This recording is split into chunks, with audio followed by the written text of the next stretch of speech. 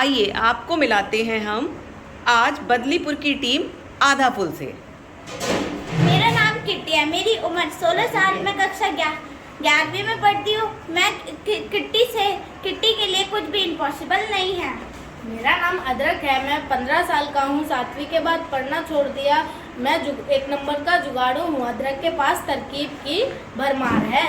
मेरा नाम तारा है। मैं 12 साल की हूँ। मैं कक्षा 7वीं में पढ़ती हूँ। मैं जानकारी की चलती फिरती किताब हूँ। मैं कभी झूठ नहीं बोलती। ये तीनों बदलीपुर में रहते हैं और तीनों को जासूसी करने का बड़ा शौक है। बदलीपुर में कुछ भी होता है तो तीनों पहुंच जाते हैं किसी भी केस को सुलझाने। इन तीनों ने मिलकर एक टीम बनाई है जिसका नाम है आधापुल। और बदलीपुर में आज एक जिला स्तर की खेल प्रतियोगिता होने वाली है। आइए देखते हैं। बदलीपुर खेल प्रतियोगिता में किट्टी जमकर निशानेबाजी का अभ्यास कर रही है। इस बार तो मैं ही जीतूंगी। वाह किट्टी, इस बार तो निशानेबाजी का इनाम तुम ही जीतोगे। पायल के होते हुए आसान नहीं। हर बार की तरह इस बार भी पायल ही जीतेगी। अगले दिन स्कूल बोर्ड पर खेलकूद में भाग लेने वाले प्रतियोगिताओं की लिस्ट लगी। लिस्ट देख करके किट्टी और तारा चौंक गए। अरे, इसमें तो पायल का नाम है ही नहीं।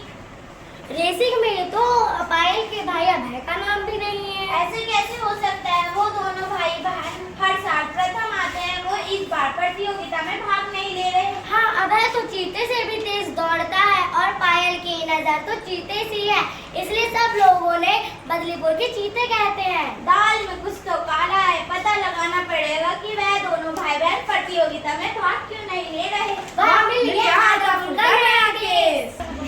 तीनों सबसे पहले पीटी टीचर के पास जाते हैं और उनसे पायल और अभय के बारे में पूछते हैं। सर, पायल और अभय स्कूल में प्रतियोगिता क्यों नहीं ले रहे?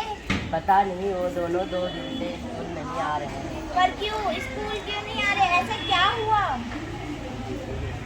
किट्टी स्कूल के बाद दोनों के घर जाकर पता करेंगे।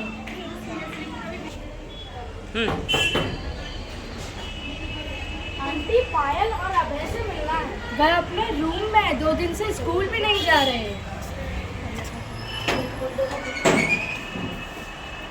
चलो। हाँ, बदलीपुर के चीते घर में छुपे बैठे हैं तो किसी को तो आना पड़ गया ना। तुम दोनों ने प्रतियोगिता में भाग क्यों नहीं लिया? बदलीपुर के चीते इस बार खेलेंगे नहीं। धूप में काली पड़ जाऊंगी। टीवी और विज्ञापनों में तो सब एक्टर्स और स्टार्स को गोरा दिखाते हैं और वह कितनी सुंदर भी लगती है। मुझे भी उनकी तरह गोरा दिखना है, इसलिए मैं प्रतियोगिता में भाग नहीं ले रही। लगा लो और क्रीम भी गोरी हो जाओगी जैसे विज्ञापन में दिखाया जाता है। नहीं तो जिंदगी में सफल नहीं हो पाओगी। समीरा कपूर जैसी सेलिब्रिटी नहीं बन पाओगी। और तुम अभय? मम्मी से जिस करके पैसे लिए बाल सेट कराने को। अब अगर दौड़ा तो पसीना होगा और मेरे बाल खराब हो जाएंगे। मेरे पैसे मिट्टी में मिल जाएंगे। हीरो दिखूंगा तो लड़कियां मुझसे दोस्ती करेंगी। टीवी में भी यही आता है। इसलिए हम दोनों प्रतियोगिता में भाग नहीं ले रहे और स्कूल भी नहीं जा रहे। पायल और अभय, तुम जैसा देखना चाह रहे हो वैसा नहीं है। आदर्श रूप में जैसे समान शिक्षा मिलती है वैसे नहीं है। पर सावली होंगी तो आसपास के लोग पसंद नहीं करेंगे। अगर तुम टीवी विज्ञापनों के लिए अपने शरीर और आकार में ना ही तुम खेल सकती हो, ना ही तुम प्रतियोगिता में भाग ले सकती हो, ना ही तुम दोस्तों से मिल सकती हो।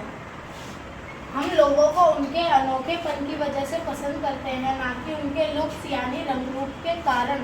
बताओ, तुम्हारी पसंदीदा टीचर कौन है? रोशनी मैम। क्यों है फेवरेट? क्योंकि वो मेरी ख्याल रखती हैं और हर बात अच्छे से समझाती हैं। क्योंकि वो मजाक भी करती है। हाँ, इसका मतलब हुआ कि रोशनी मैम कैसी दिखती है इससे तुम्हें कोई फर्क नहीं, राइट? पर तुम अपने बालों की चिंता मत करो, क्योंकि जब तुम्हारे लोग तुम्हारी खूबसूरती के कारण नहीं, तुम्हारे गुणों के कारण पसंद करेंगे। और लोग क्या कहेंगे ये सोचकर खुद को परेशान मत करो। अभय, पायल यह बात सुनकर मुस्कुराते हैं। उनको आधा पुल की बात समझ आ जाती है। तुम सब सही कह रहे हो। हमें अपने रंग रूप पर समय, पैसा और खुशी नहीं गंवानी चाहिए, जिसे लोग आदर्श रूप कहकर प्रचारित करते हैं। वैसा दिखने के लिए दिखने में दबाव में नहीं आना चाहिए। ये हुई ना बात। अगले दिन दौड़ में अभय बालों की चिंता किए बिना चीते की तरह भागता है और सबको पीछे छोड़ देता है। पायल का निशाना भी एकदम सही लगता है। दोनों भाई बहन प्रथम आते हैं और सब लोग उनके लिए ताली बजाते हैं। स्टार्ट। किट्टी, तुमने पायल को प्रतियोगिता के लिए राजी करके अपने पैर पे ही कुल्हाड़ी मार ली। तुम सेकंड आई हो पायल, तुमसे जीत गए। जब वो लोग पायल और अभय अपने रंग रूप की चिंता छोड़ गए, जब तो वो फर्स्ट आया। मैं भी तो जब चिंता करके छोड़ गई। आधा फूल जिंदाबाद, hip hip hurray. Hip hip. अब इस कहानी की सीख देखते हैं। इस कहानी से आपने क्या सीखा? टीवी और विज्ञापनों में जिसे आदर्श रूप बताया जाता है, उस आदर्श रूप के कारण हम उनकी तरह देखने की कोशिश करते हैं और हम दबाव महसूस करते हैं। उदाहरण के लिए, जैसे लड़कियां गोरी और पतली दिखने का दबाव महसूस करती हैं और लड़के अपने को गठीला और अपने बालों को सुंदर दिखाने की कोशिश करते हैं, जिसे आदर्श रूप कहा जाता है। और उसे पाने की कोशिश करना हमेशा हानिकारक होता है।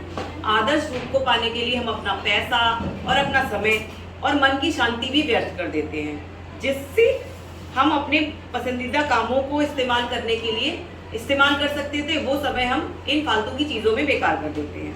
हमें अपने आप को अपने गुणों के लिए सराहना चाहिए। हमें अपने आप को यह याद दिलाना चाहिए कि हम लोगों को अपने गुणों के कारण अच्छे लगते हैं, ना कि अपनी बाह्य सुंदरता और बाहरी गुणों के कारण। धन्यवाद।